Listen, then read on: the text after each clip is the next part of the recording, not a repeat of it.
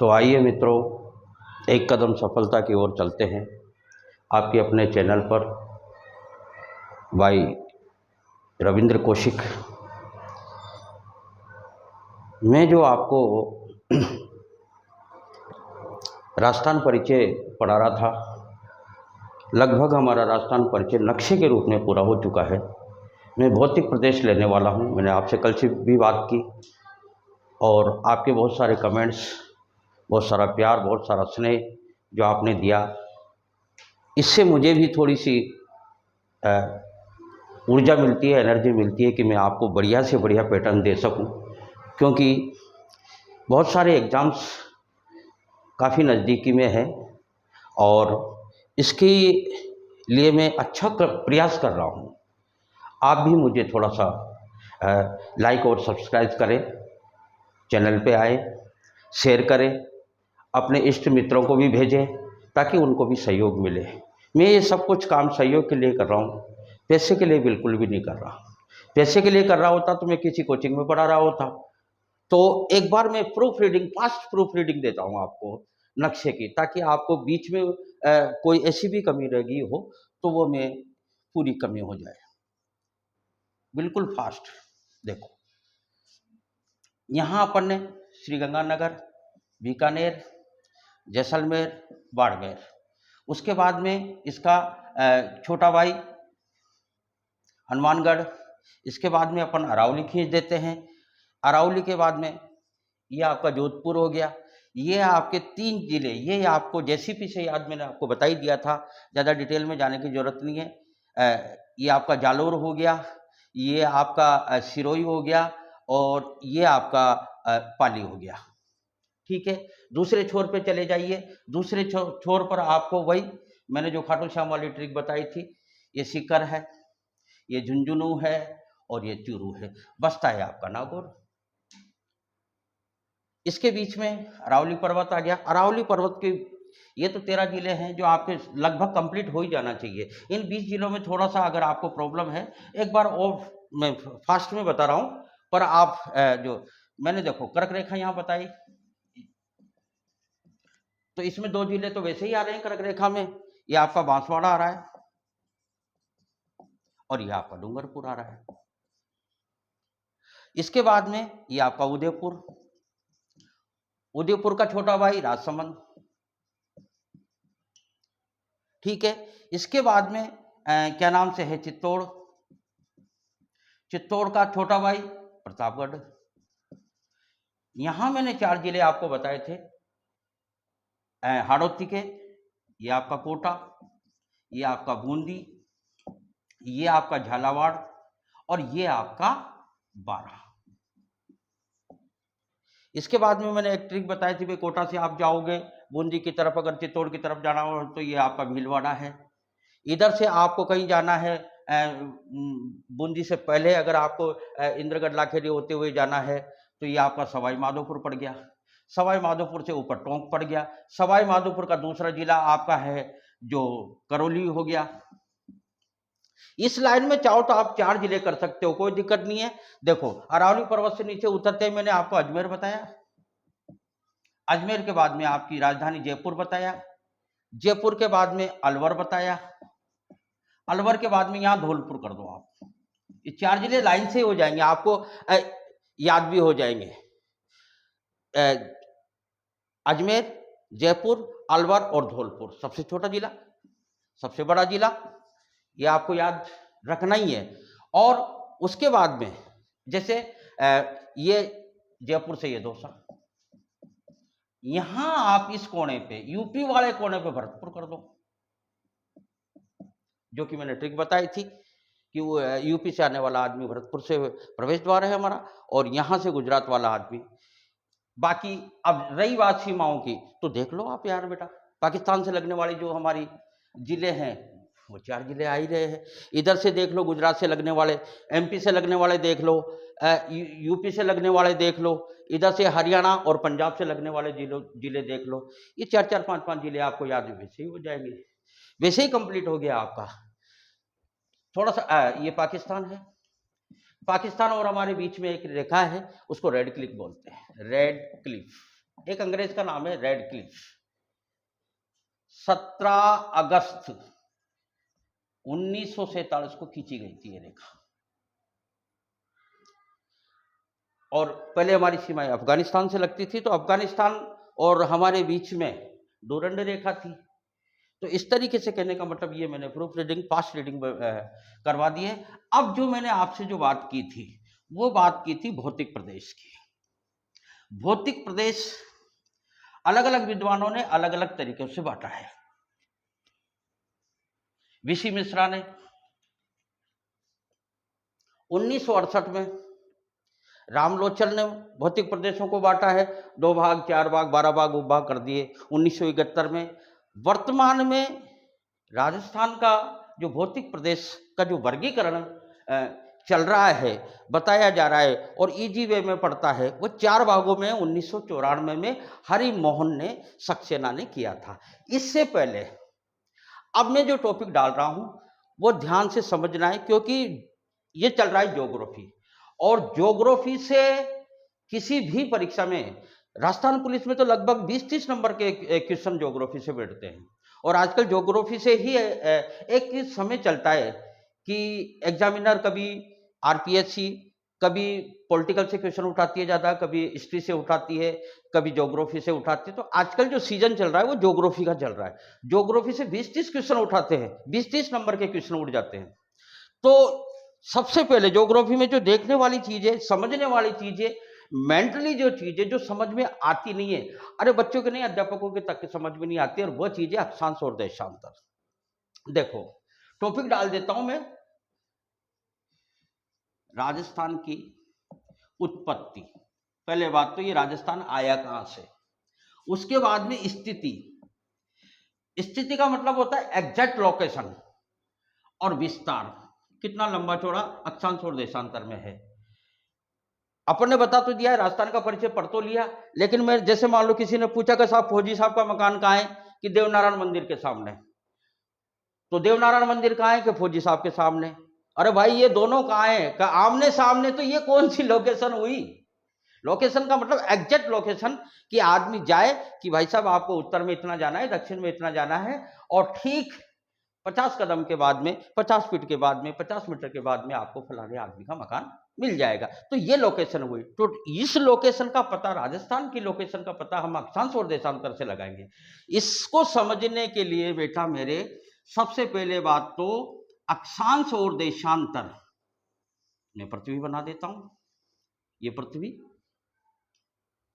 इस पे जो आड़ी और तिरछी जो रेखाएं खींची जाती है उसको अक्षांश और देशांतर कहते हैं। लेकिन हमें पता कैसे चलेगा, बच्चों को कैसे पता चलेगा, जो छोटी लेवल के बच्चे, चलो आरएस की तैयारी कर रहे हैं उनको तो पता है, वो तो उनका तो लेवल भी बड़ा है, लेकिन जो बच्चे बीएसटीसी की तैयारी कर रहे हैं, पीटीटी की तैयारी कर रहे हैं, राजस्थान पुलिस की कर रहे हैं, या अन्य छोटे छोटे सेट की कर रहे हैं, जो भी है, देखो सबसे पहले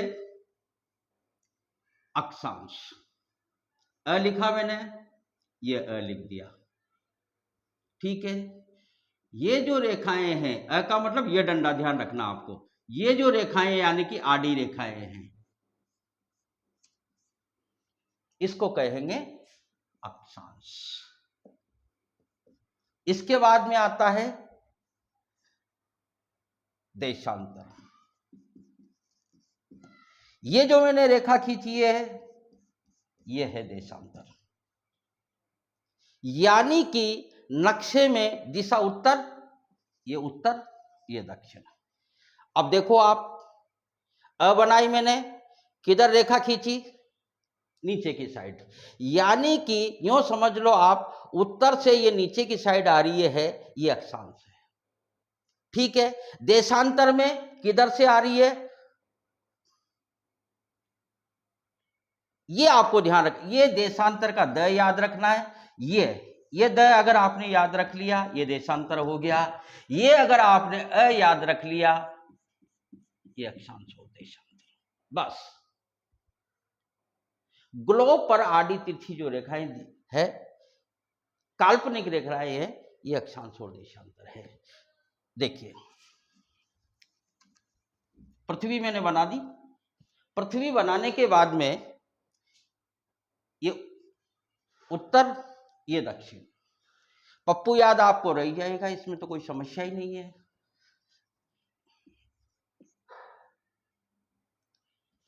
अब देखो, इस पृथ्वी को मैं बीचों बीच में से काटता हूं। यहां से कोई समस्या तो नहीं है किसी को कि सर पृथ्वी को क्यों काट रहे हो? ये बीचों बीच में से मैंने काट दी। और पृथ्वी को क्या कहते हैं? पृथ्वी को कहते हैं भू। मध्य से काटा तो मैंने मध्य लिख दिया। रेखा खींची तो मैं रेखा लिख देता हूं। इस रेखा का नाम क्या हो गया? भूमध्य रेखा। लेकिन ज्योग्राफी में इसको बोलते हैं 0 डिग्री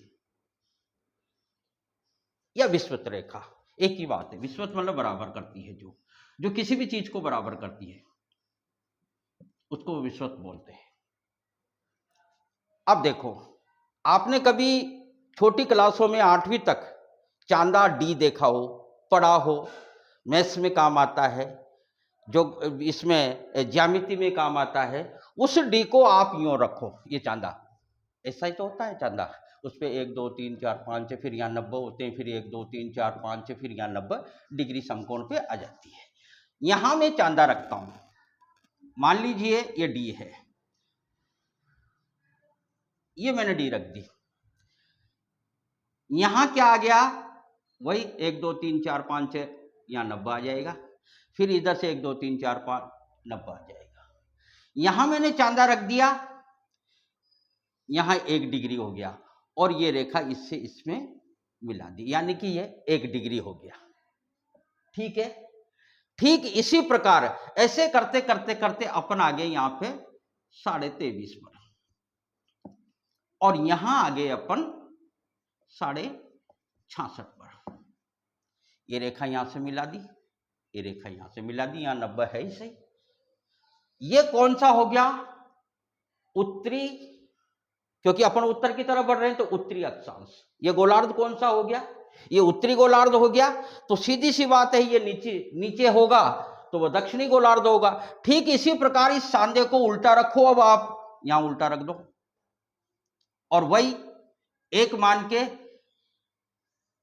यही एक मान के ये रेखा खींच दो, ये 1 डिग्री हो गया। ठीक इसी प्रकार नीचे के गोलार्ध में आओगे, यानी कि दक्षिणी गोलार्ध में आओगे, यहां आपको 23.5,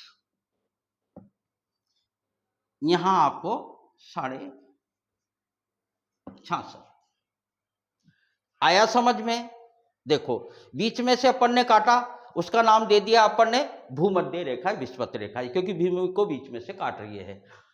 और इसके ऊपर चांदा रख के इस तरीके से अपन अगर आप करोगे, घर पे बैठ के करोगे तो आपको भी समझ में आ जाएगा। चले यहां से जैसे आप 23.5 आए, 23.5 इधर से मिला लेना, 23.5 इधर से मिला लेना, 66.5 और चांदे को उल्टा करना, डी को उल्टा करना, ठीक इसी तरीके से। और यहां पे वापस 90 डिग्री पे आप आ जाओगे, यानी कि उत्तरी ध्रुव, दक्षिणी ध्रुव, उत्तरी गोलार्ध, दक्षिणी गोलार्ध।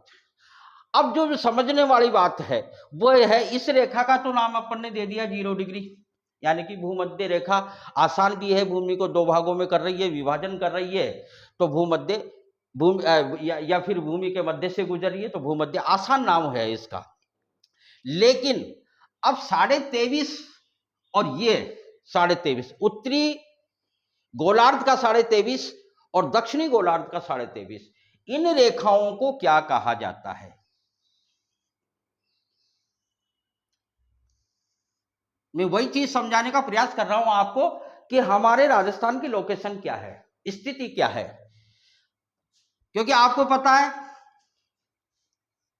मैंने बता भी दिया आपको, ये मैंने राजस्थान बना दिया। राजस्थान में ये कर्क रेखा गुजर रही है,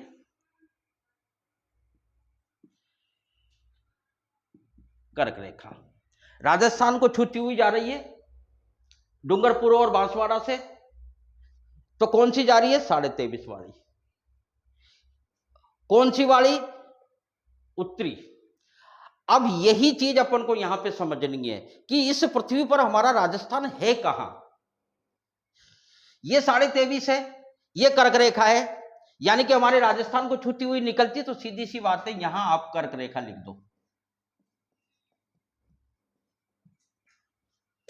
और बची आपकी दक्षिणी गोलार्ध की, वो होगी आपकी मकर रेखा। इन 3 रेखाओं का अगर आपको ज्ञान हो गया तो फिर आधी समस्या, आधे क्वेश्चन तो यही हल हो गए।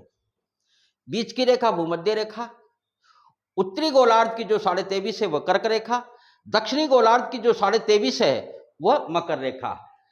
ऐसे भी याद नहीं रहे तो ऊपर वाली में 2 शब्द रहते हैं, नीचे वाली में 3 शब्द। अरे बाबा ऐसे भी याद नहीं रहे तो आप ऐसे कर लेना 2/3, ये तो याद रह जाएगा। 2/3 का मतलब होता है जिसमें 2 शब्द हैं वह कर्क रेखा है, बीच में बटे का मतलब लाइन खींची रही है, यह भूमध्य रेखा हो गई, और ये जिसमें 3 शब्द हैं वह मकर रेखा हो गई। बताओ कहां समस्या है।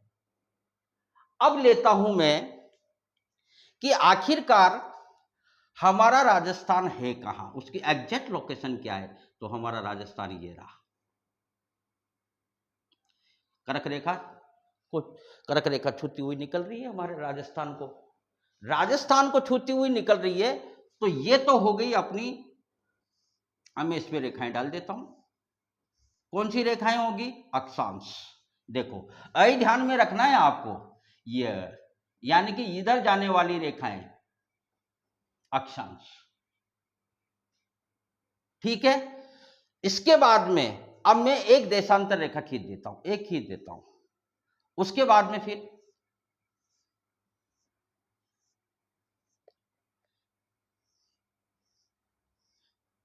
हुआ आपका ग्लोब। अब देखो आप, ये आपका राजस्थान है। देखो बेटा, यहां अपन ने 23.5 देखा, ये 23.5, 23 डिग्री 30 मिनट, लेकिन हमारा राजस्थान तो यहां से चालू हो रहा है, इस जगह से। भाई ये छूता हुआ निकल रहा है, लेकिन राजस्थान कहां से चालू हो रहा है, राजस्थान इस जगह से चालू हो रहा है। तो 23 ही रह जाएगा, 23 में तो कोई आपत्ति नहीं है। ये 30 को आप 03 कर लो। अब क्या लगाओगे, अब लगाने वाली बात है, क्योंकि हम किस वाले में है, उत्तर वाले में। रेखाएं कौन सी है, अक्षांश, इस वाले हिस्से में है अपन, उत्तर वाले में। देखो भूमध्य से ऊपर वाले में जा रहे हैं यहाँ पर, हमारा राजस्थान भूमध्य से ऊपर वाले में पड़ रहा है, ऊपर वाले में पड़ रहा है, यानी कि भूमि के मध्य से ऊपर वाले में। तो अक्षा कौन सा हो गया हमारा, गोलार्ध, गोलार्ध हमारा उत्तरी हो गया। तो यहां जो लगेगा बेटा मेरे, वो लगने वाला है उत्तरी अक्षांश। बस यही चीज बताने के लिए मैंने इतनी बड़ी माथापच्ची की है, उत्तरी अक्षांश।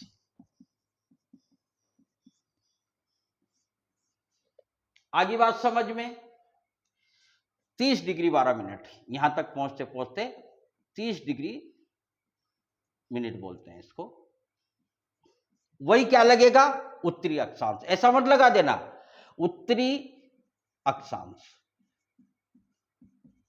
अब देखो, अब आते हैं अपन, ये तो हो गया आपका अक्षांश 23 डिग्री 3 मिनट उत्तरी अक्षांश, 30 डिग्री 12 मिनट उत्तरी अक्षांश। इसके बाद में अब अपन देशांतर पे चलते हैं। देशांतर हमारा, देशांतर ये चालू तो यहीं से हो गया,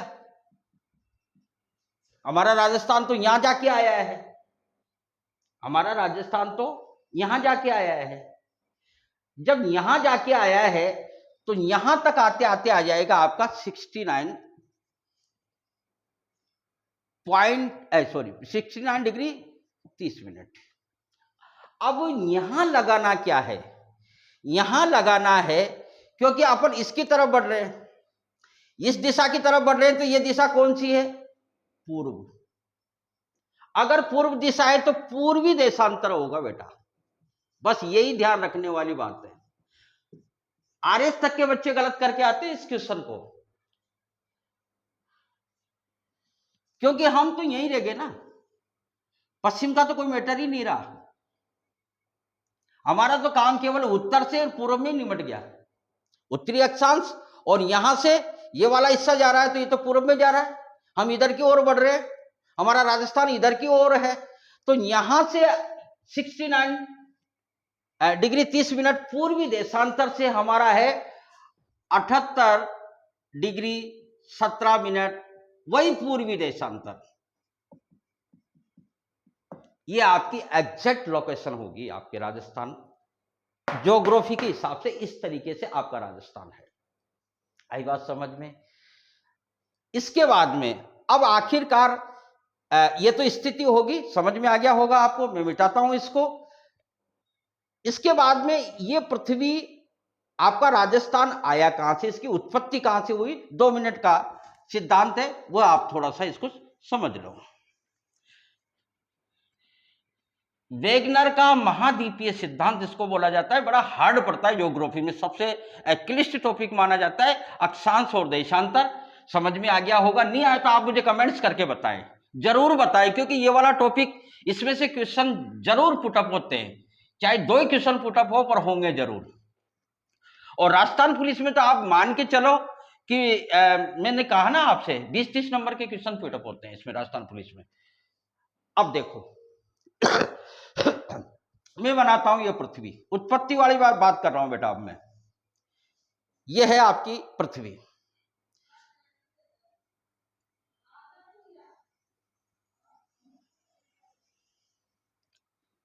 इस पृथ्वी के चारों ओर पानी पानी है, यानी कि यह भूभाग है।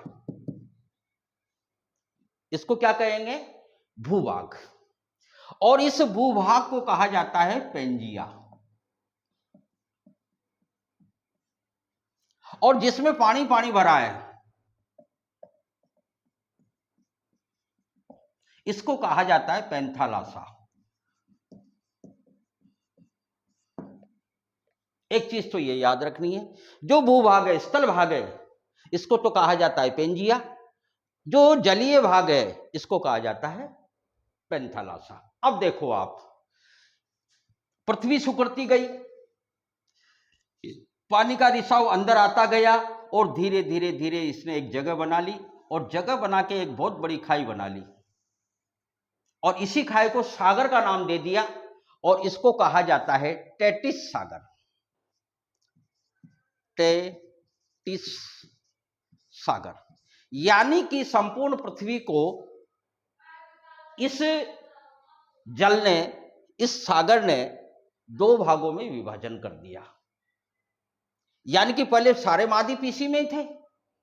देखो, सारे महाद्वीप का पूरी पृथ्वी पे ही तो रहेंगे, महाद्वीपों का तो विस्थापन वेगनर ने किया। तो अब देखो, इसमें देख लो आप, एशिया यहां पे है, यूरोप यहां पे है, इधर से उत्तरी अमेरिका यहां पे है, इसके नीचे अब दक्षिणी वाले, ये उत्तरी भाग हो गया और ये दक्षिणी भाग हो गया। इधर नीचे वाले पे आ जाओ तो दक्षिणी अमेरिका आ गया, इधर से अफ्रीका आ गया, ऑस्ट्रेलिया आ गया, अंटार्कटिका आ गया। अगर देखा जाए तो मैं बता दूं आपको, ये आपका सबसे बड़ा एशिया, एशिया के साथ में यूरोप, जिसको यूरेशिया कहा जाता है, इधर ये उत्तरी अमेरिका, ये दक्षिणी अमेरिका, ये अफ्रीका, ये ऑस्ट्रेलिया और ये अंटार्कटिका। जन शून्य है अंटार्कटिका, अभी भी वर्तमान में भी मनुष्य वहां पे नहीं रहते हैं। चलो इस चीज को तो छोड़ो, पहले इसकी उत्पत्ति को समझ लो। अब देखो बेटा, ये आपका पेंजिया हो गया स्थल भाग, जलीय भाग आपका पैंथालासा हो गया, और जहां ये खाई है, जहां पानी पानी भर गया और सागर का रूप ले लिया, इसको कहा गया टेटिस सागर। अब देखो, टेटिस सागर ने इस पूरे पृथ्वी को 2 भागों में बांट दिया, यानी कि 2 भागों को बांट दिया तो दोनों भागों के भी नाम होंगे। ऊपर वाले भाग का नाम है अंगारा लैंड, अंगारा लैंड, और नीचे वाले भाग का नाम है, इस वाले नीचे वाले भाग का नाम है गोंडवाना लैंड।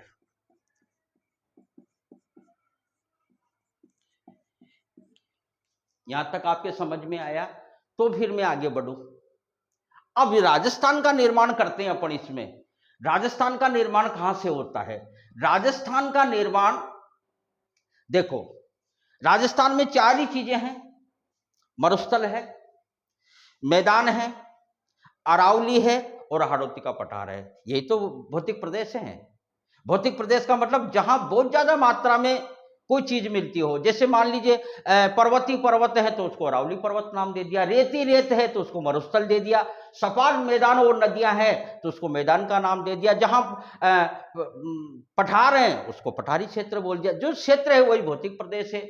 तो इस तरीके से आखिरकार हमारे राजस्थान की जो उत्पत्ति है, और अरावली और पठार मरुस्थल मैदान ये कहां और किस भाग के हैं, अंगारा लैंड के हैं कि गोंडवाना लैंड के। तो मैं आपको यह बताने का प्रयास कर रहा हूं बेटा कि ये राजस्थान का निर्माण, राजस्थान का निर्माण देखो, ये गोंडवाना लैंड, इस वाले लैंड से तो अपना कोई लेना देना ही नहीं है। ये गोंडवाना लैंड, गोंडवाना लैंड से तो हमें मिलता है अरावली पर्वत, अरावली वाला क्षेत्र और हाड़ौती का पठार, हाड़ौती का पठार, ठीक है। अब हमारे पास क्या है, टेटी सागर, टेटी सागर से मिलता है हमें, टेटी सागर से हमें मरुस्थल मिलेगा, सागर खारा ही तो रहता है, जो खारा वाला जो भाग है मरुस्थल है हमारा, वो टेटी सागर का अवशेष है, सीधी सी बात है। टेटी सागर मरुस्थल और मैदान। आप कहोगे सर ये ऐसे कैसे हो सकता है, मैं बताऊं, आपने पिज्जा खाया कभी, उस पिज्जे को 3 कोना होता है, वो उसको यूं दबाते हैं, दबाने के बाद में जब आप खाते हो तो उसमें से चटनी वगैरह वगैरह निकलती है, वो वगैरह वगैरह निकलती है। तो ऐसे ही इस पृथ्वी को कभी न कभी ऐसे हुआ, ऐसे हुआ तो ये पृथ्वी चिपकी, इसमें से अवसाद अवशेष बहुत सारी चीजें निकली, वो निकल के बाहर आई, बाहर आई तो वो पर्वत पहाड़ी तो बनेंगे, धीरे धीरे ठंडी हो जाएगी, ठंडी होने के बाद में पर्वत पहाड़ी तो बनेंगे, क्या बनेंगे बताओ। ये सागर का जो अवशेष है ये टेटिस सागर है, यानी कि जहां भी मरुस्थल है वहां कभी ना कभी पानी रहा होगा, आप रेत को चखो खारी लगेगी, यानी कि वो सागर का अवशेष है। तो मेरा कहने का मतलब इतना ही है बेटा कि आपके राजस्थान का निर्माण सिर्फ गोंडवाना लैंड और टेटिस सागर का अवशेष माना जाता है। तो अब वहां यह पूछा जाएगा कि अरावली पर्वत किसका अवशेष है, अथवा तो हाड़ौती का पठार किसका अवशेष है, तो आपको गोंडवाना लैंड लिखना है। अगर आपसे पूछा जाए कि मरुस्थल किसका अवशेष है अथवा तो मैदान किसका अवशेष है, तो वो टेटिस सागर का है। ये अब टॉपिक पूरा आपका राजस्थान, उसका विस्तार और स्थिति ये बिल्कुल कंप्लीट हो चुका है। अब मैं इतनी चीज बात समझने के बाद में मैं आपको भौतिक प्रदेश 4 भागों में जो विद्वानों ने, भूगोल शास्त्रियों ने बांटा है, उस हिसाब से अपन कल भौतिक प्रदेश पढ़ेंगे। और कल भौतिक प्रदेश के बहुत शॉर्ट, बहुत जल्दी वैसे करवाने का प्रयास कर रहा हूं कि आने वाली जो परीक्षाएं हैं 1-2 महीने में, उन बच्चों का ज़्यादा से ज़्यादा कोर्स हो जाए। जीके तो अथा है बेटा, जीके का तो कोई पार ही नहीं है, पर मैं प्रयास कर रहा हूं कि आपको उस जगह तक ले जाऊं कि आपको बढ़िया से बढ़िया अंक प्राप्त हो जाए। आप अपने चैनल पर आइए और मुझे डेली, मैं एक बिल्कुल सीरीज बना रहा हूं, एक फिल्म की तरह आपको स्टेप बाय स्टेप लेके जा रहा हूं। आपको लगेगा आपको कहीं भी प्रॉब्लम नहीं होगी, और अगर हो तो बिल्कुल मुझे कमेंट्स में बताएं। बहुत बहुत धन्यवाद।